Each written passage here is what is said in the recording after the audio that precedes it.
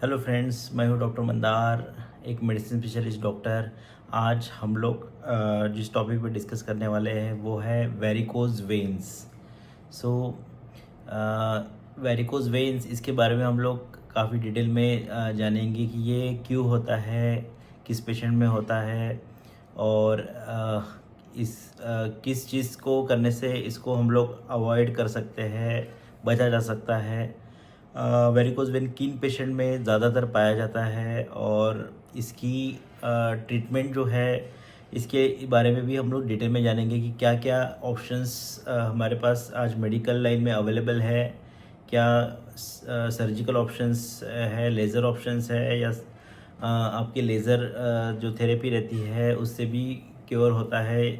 तो इसके बारे में हम लोग आज जानेंगे डिटेल में। तो यस, सो अभी हम लोग जानेंगे कि ये वेरिकोज वेन्स कैसा होता है और क्यों होता है। तो देखिए, हमारे बॉडी के अंदर जो नसें रहती है ये दो प्रकार की होती है। एक आपकी आर्टरीज हो गया और एक वेन्स हो गया।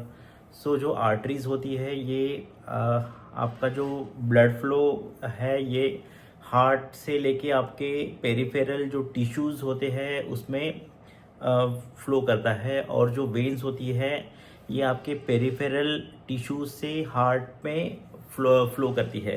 सो जो वेन्स होती है उसको अगेंस्ट द ग्रेविटी जाना पड़ता है, और दूसरा ये जो वेन्स होती है उसके अंदर छोटे वॉल्स होते हैं। सो ये वॉल्स जो है इवेंचुअली कुछ समय के बाद थोड़े वीक हो जाते हैं, सब एज के हिसाब से थोड़ा वीक हो जाता है, और वीक होने की वजह से ये इसमें वेरिकोज वेन्स फॉर्म हो जाता है। दूसरा, इसमें जो नसें रहती है, जो वेन्स होती है, ये टॉर्चरस हो जाती है, बड़ी हो जाती है साइज़ में, और उसमें फ़्लो अच्छा नहीं होता है। ये आपका कम्प्लीटली जो वेन्स के अंदर जो वॉल है वो वीक होने की वजह से होता है। सो ये ऐसे किन किन पेशेंट में ये वेरिकोज वेन होता है। तो देखिए, वेट जिनमें ओबेसिटी है, जिनका लंबे समय तक खड़े रहना। दूसरा, फीमेल्स में ये ज़्यादा पाया जाता है हार्मोनल चेंजेस की वजह से, ओसी पिल्स, और उसकी वजह से प्रेगनेंसी में ये ज़्यादा होता है। ओवर द एज आपके बुढ़ापे में भी ये ज़्यादा होता है। जिनका ज़्यादा लॉन्ग स्टैंडिंग है उनमें भी ये काफ़ी पाया जाता है। सो हम इसको कैसे डायग्नोसिस कर सकते हैं। तो देखिए, ये तो पहले तो क्लिनिकली हम लोग देख के ही उसको जज कर सकते हैं, डायग्नोस कर सकते हैं कि ये वेरिकोज है या नहीं।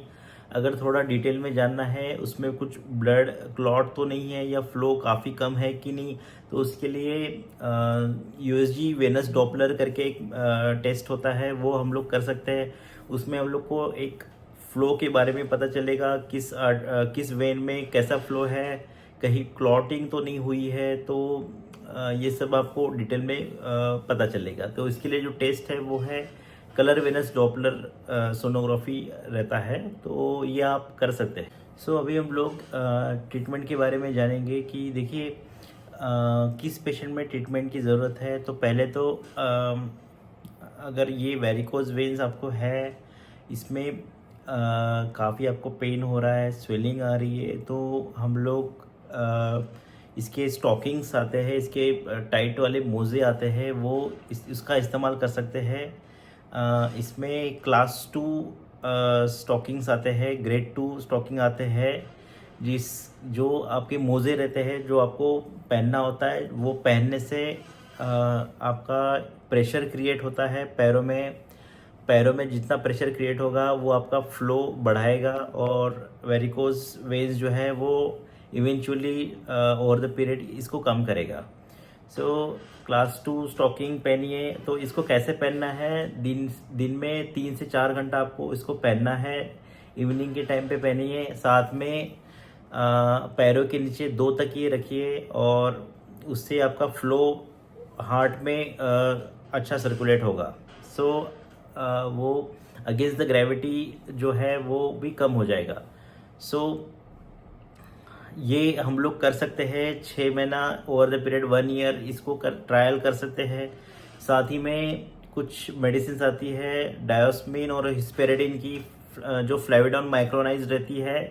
ये मेडिसिन इसका सेवन करना है दिन में 2 बार। इसको करिए 3 महीने के लिए। उसके बाद 3 महीने के लिए दिन में 1 बार इसको सेवन करना है। ऐसे 6 महीने तक आपको इसको टैबलेट लेना है। ये टैबलेट आपका जो ब्लड फ्लो है वो बढ़ाएगा। साथ ही में आपकी जो वेन्स है उसका जो वीकनेस है जो है उसको कम करेगा। उसमें जो है वो थोड़ा स्ट्रेंथ लाएगा और प्रेशर भी बिल्ड करेगा। सो फ्रेंड्स देखिए, हम लोगों ने अगर ये ट्रायल करके देखा है, मेडिसिन देखे हैं और स्टॉकिंग भी करके देखा है, पहन के देखे हैं, लेकिन अगर फिर भी आपको कुछ उसमें उतना रिलीफ नहीं आ रहा है, पेन हो रहा है, स्वेलिंग है अभी भी, तो दूसरा एक ऑप्शन रहता है हमारे पास, एक स्क्लेरोथेरेपी करके। सो स्क्लेरोथेरेपी वैसे क्या करता है, जो आपकी जो टॉर्चरस जो मोटी जो वेन है उसमें इंजेक्शन के थ्रू केमिकल एक इंसर्ट करते हैं। केमिकल इंसर्ट करने की वजह से वहाँ की जो वेन है वो कुछ ओवर द पीरियड वो बंद हो जाती है, कोलैप्स हो जाती है। तो कोलैप्स होने के बाद जो वहाँ का जो ब्लड फ्लो है वो जो हेल्दी वेन्स है वहाँ पे वो शिफ्ट हो जाता है। तो इसमें कोलैप्स होने में आपको घबराना नहीं है। जो वहाँ का जो ब्लड फ्लो है वो हेल्दी वेन्स में आपकी शिफ्ट हो जाएगा। सो ये हो गया आपका स्क्लेरोथेरेपी। दूसरा जो मेथड है ये आपका EVLA करके है, यानी कि आपका एंडोस्कोपिक लेज़र अब्लेशन। सो एंडोस्कोपिक लेज़र अब्लेशन यानी आपकी जो वेन्स होती है वहाँ पे जो टॉर्चरस वेन है वहाँ पे हम लोग लेज़र थेरेपी करते हैं, जिससे वहाँ की जो वेन्स है, जो टॉर्चरस वेन है, जो ख़राब हुई जो वेन्स है उसको कोलैप्स करता है। सो इसका जो रिकवरी है वो काफ़ी अच्छा है और रिज़ल्ट भी अच्छे हैं एज़ कम्पेयर टू स्क्लेरोथेरेपी। और जो दूसरा इसमें रिकवरी काफ़ी फास्ट है और इसमें भी सेम वही जो वेन्स है, जो ख़राब हुई जो वेन्स है वो कोलैप्स हो जाती है।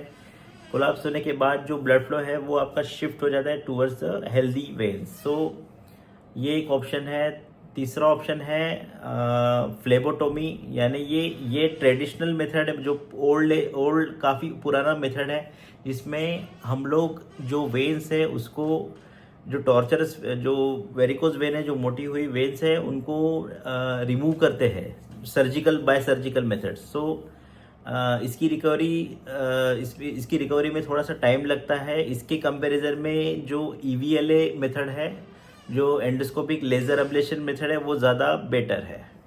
सो फ्रेंड्स देखिए, ये आज का टॉपिक हमारा वेरिकोज वेन पे डिटेल में था। आपको अगर इसमें भी कुछ क्वेरी है, कुछ आपके क्वेश्चंस हैं, कुछ आपको डाउट आ रहा है, तो मुझे कमेंट करिए, मैं आपको आंसर करूँगा। Thank you.